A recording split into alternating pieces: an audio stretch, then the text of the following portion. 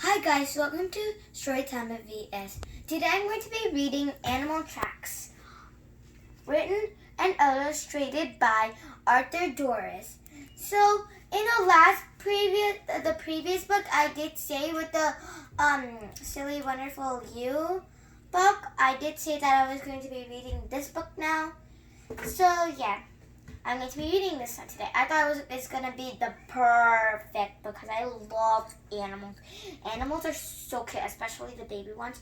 Our reading buddy for today is going to be Bear. So I call it Bunny Bear because it's white and I got it for Easter, last Easter. And it's really cute and it's going to be our reading buddy today. Hi guys, I hope everybody's staying safe and well. Okay, now let's get on with our Animal Tracks book. Here's a table of contents here. So I usually get these books from my school or my teachers or sometimes from shops or online. Animal Tracks, and this is about the author here, which is Arthur Dorris. It's funny, it's like Arthur Dorris. Here are some of the footprints here. So I'm going to read some of them to you guys. Fox, turtle, cricket, muskrat, mouse, raccoon, squirrel, frog, a worm, a porcupine, a robin. Robins are my favorite. They have like hot blue like that. It's kind of like hair to me. They have like hair like that. And opossum. Here are the animal tracks. So sometimes I also get them from my library that I have in school. When you go into the forest, the animals may be hiding, but you can tell which animals are in the forest by looking at their tracks. Who made tracks in the soft mud by the stream? So here are the tracks, like here by the stream. You guys can zoom in to look right there. And so usually I use a animal track book to see which animal this is. You guys can take an educational guess to see what animal this one is. I'm thinking this animal is kind of like a bear or something. So here in the last page, we can see if it's there. Alright, so I'm thinking right now it's an opossum. Because here, this one looks like the tracks back there.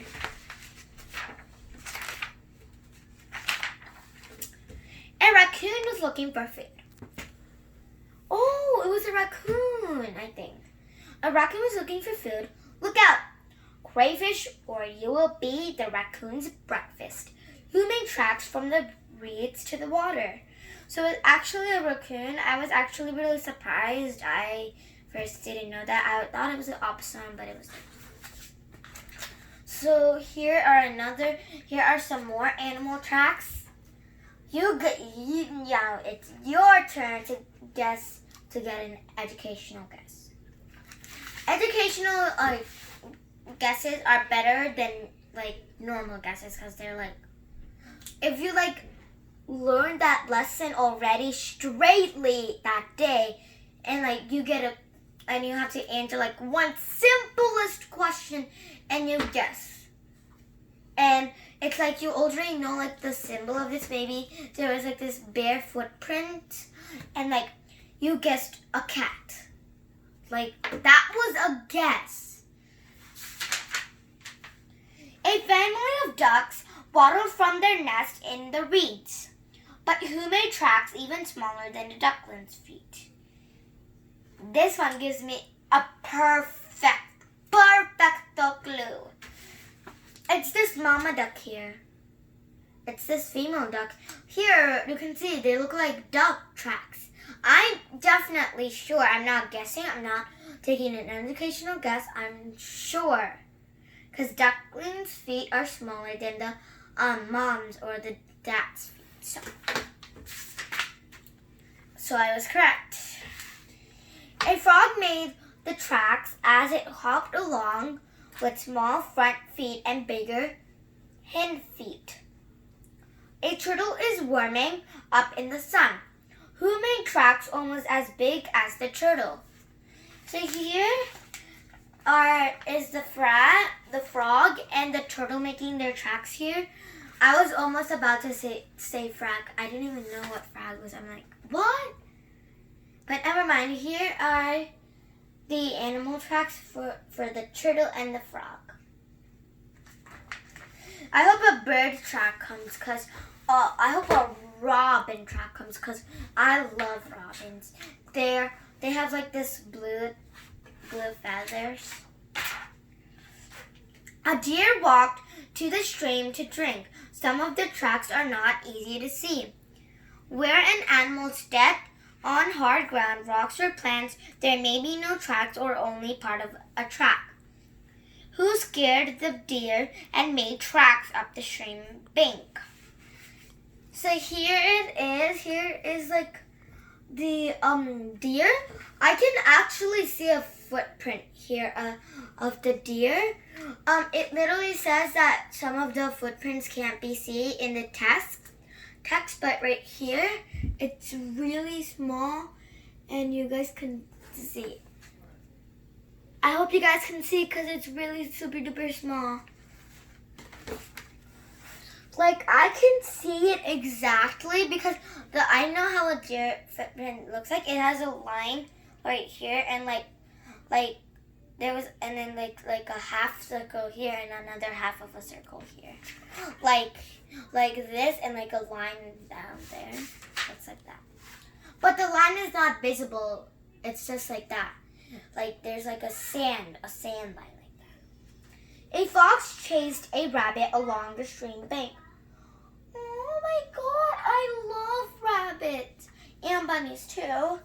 Where the rabbit ran, the tracks are far apart. The rabbit hopped far with each jump. The rabbit made it home this time. Phew, because I love your rabbits. They're so cute. And especially bunnies too. The fox looks at her reflection in a puddle, whose tracks are carving lines in the mud around the puddle. So there's the fox. Whoa, that was really close because it was about to eat that rabbit. I'm so glad that the rabbit was near here she's home. A worm is slithering along. Bird, watch out, worm. Watch out, cricket. A bird is hopping looking for a meal. Well, this one doesn't not look like a robin. I wish it was a robin, but it's a pigeon or some kind of other bird. Nearby is a tree that looks as if it has been chewed. Who eats trees for lunch? I'm taking an educational guess for bears. Bears usually eat berries, but they like scratch on the trees like that. But I'm taking an educational guess that it's a bear. Let me see. A porcupine. It's a porcupine. It's a really small animal that eats a tree. And yeah, in the picture it shows a half of a tree. I was shocked when it said porcupine because porcupines are like really small animals with like spikes on their back. A porcupine ate tree bark until she was full. Then she walked slowly away. Porcupines don't have to move fast. Who would bother a porcupine? Porcupines are really similar to like turtles. They get so full and they're like so tired they have to walk like so slow motion. So yeah. Well, it eats a half of a tree that you guys can see right here. It ate almost the whole tree, but like there's still more of the trunk. Yeah, but like there's still more here, and it almost finished it. almost just if it didn't get any more full, like it was like so hungry, then it will definitely finish the whole trunk. If it's a small tree, then I'm pretty sure it would finish it. I also get really hungry. I asked my parents like 2 or 3 times to get me food. Even if I had 4 times, I still asked them because I'm like so hungry. Bears. Well, bears are not my thing really, but they're like nice. Like the small bears, like that are like born already, those are extremely cute animals. So I read this extremely cute animals book like a long time ago, and like it had lots of extremely cute animals. The black bear won't bother the porcupine. He is busy eating berries. I don't like berries, but my mom does. Then he will rub and scratch on his favorite tree. The scratches show that he has been there. The scratches are called a sign. Who left another animal sign? Teeth marks on a fallen tree. So I can barely see the teeth marks here, but I can see the claws that the bear made on this tree. So yeah.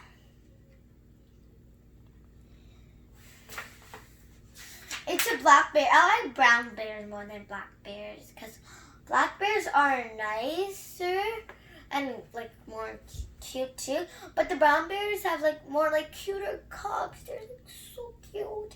Extremely cute animals. A beaver chewed the tree to cut it down. Beavers drag branches away to build their round lodge home and a beaver dam. Behind the dam is a beaver pond.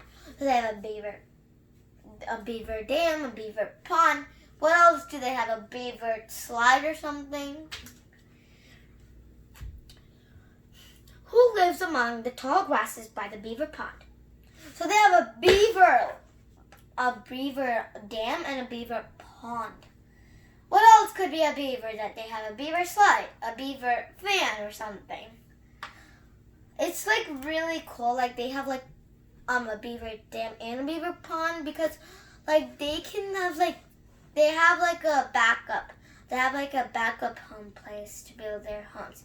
Just in case if like a predator comes to their dam, they can like automatically just move into the pond and build a small house there for all of the other beavers to go in. It's like, yeah, so they have a backup area to go to if like a predator or like a shark or something is there. So I saw like these sea rescue episodes. One time a beaver got bit by a shark, so looks like it didn't go to the beaver pond, but the sea rescuers saved him. A heron.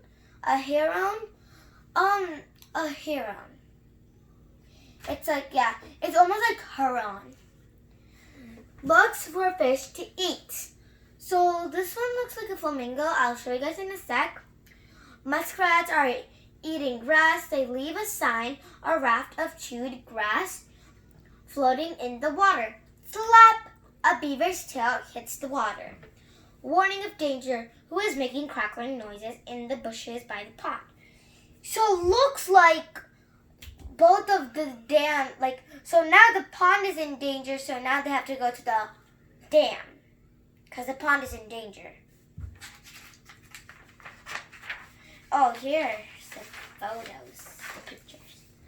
So I'm thinking this is a flamingo or a pelican because pelicans also stand up really tall and have big wings, and they have like a pouch here. But I'm pretty sure this one doesn't, and it's a flamingo because pelicans have a pouch here to catch fish underwater. And then the fish, and then they get the fish into their pouch and they throw all the water out and they swallow that fish that they have in. So they're attaching their pouch here actually attached to their neck here. Okay. Sea Rescue is a really nice educational watching thing, so you guys can watch it. It's available in Prime.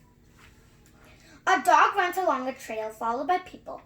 Each person leaves a different sized track. There are small tracks and larger tracks made by small feet and larger feet. So I'm gonna stop explaining more to you guys because so that you guys can get more time to be more focused on the pictures and not more focused on my talking. Here are the people and the dog.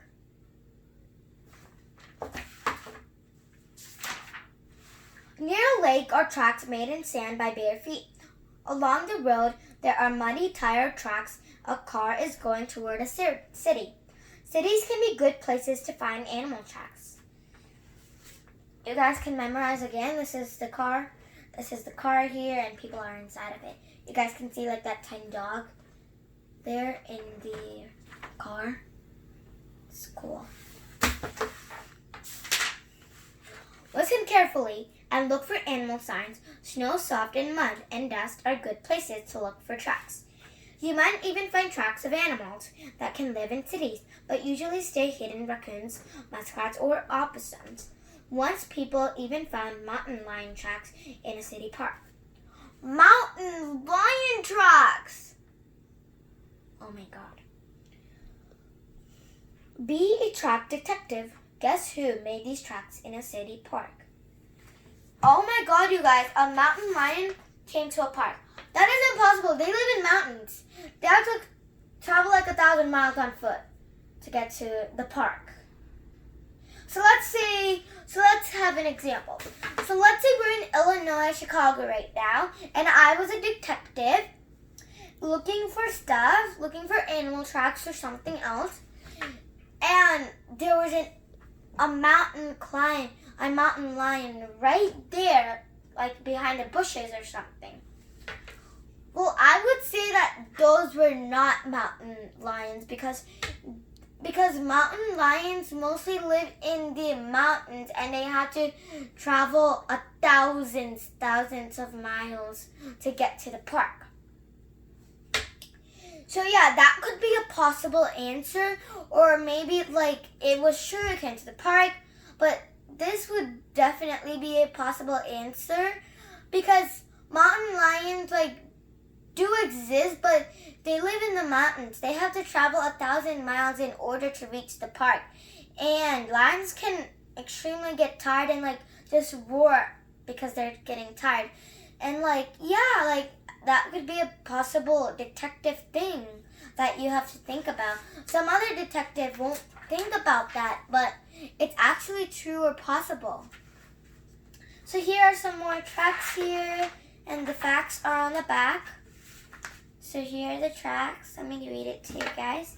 Black bear, deer, house cat, mountain lion, beaver, great blue heron, rabbit, dog, duck, human being. So here they are. This one's the mountain lion one right here. And here's some facts about bunnies and some other animals here that I'm going to skip. Yeah, these pages here are just about the rabbits for some reason. So the end. This was a really good book. I learned a lot from it, and yeah, one of the things that I learned about this book is that to never give up. I know many of you when I was reading aloud to the story to you guys, you might think you didn't see the give up thing coming in your head. But detectives get a lot of work. You guys should have been paying attention to more detective work than the animal tracks, because detective work means to never give up.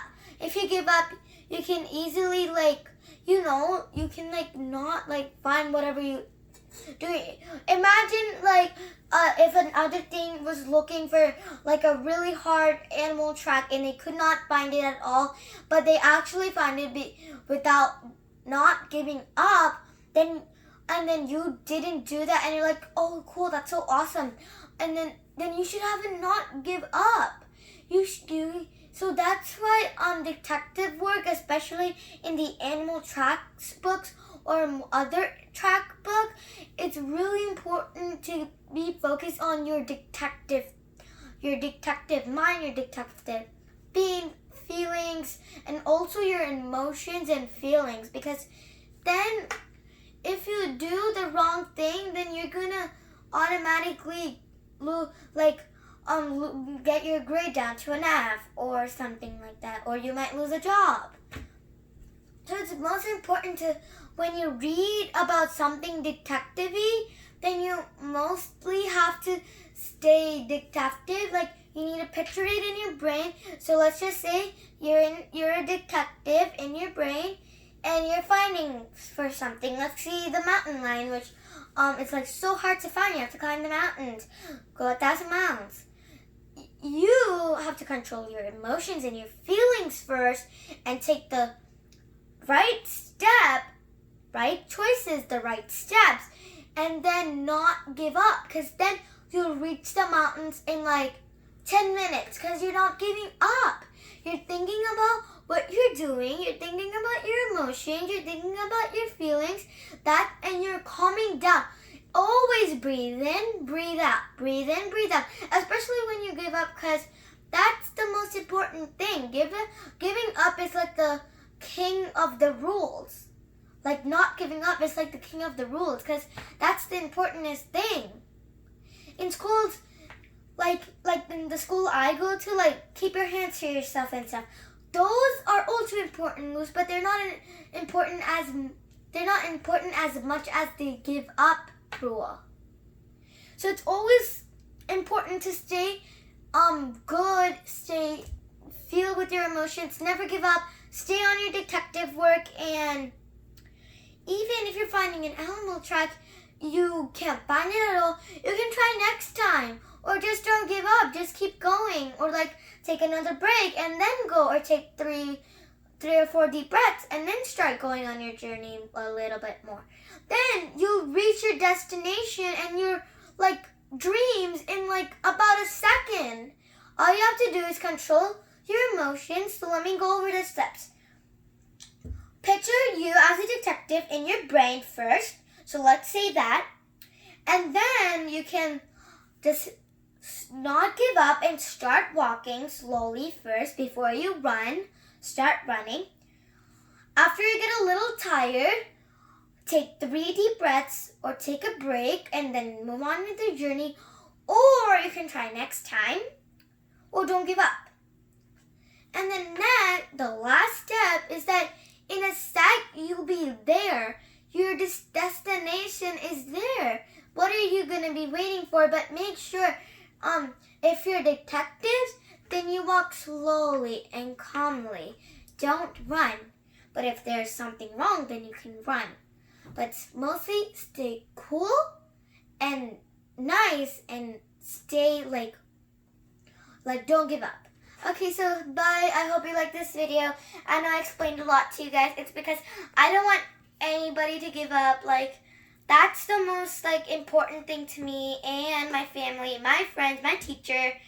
And also, if you're having a hard time doing your educational thinking, make sure to start reading these type of books, and ask your parents or grandparents or sister or brother to ask you some educational questions, and you guys can take an educational guess or just answer it with your detective mind, and make sure to follow those 4 to 5 rules, and you'll be there in your destination. Bye. And subscribe, like, and share.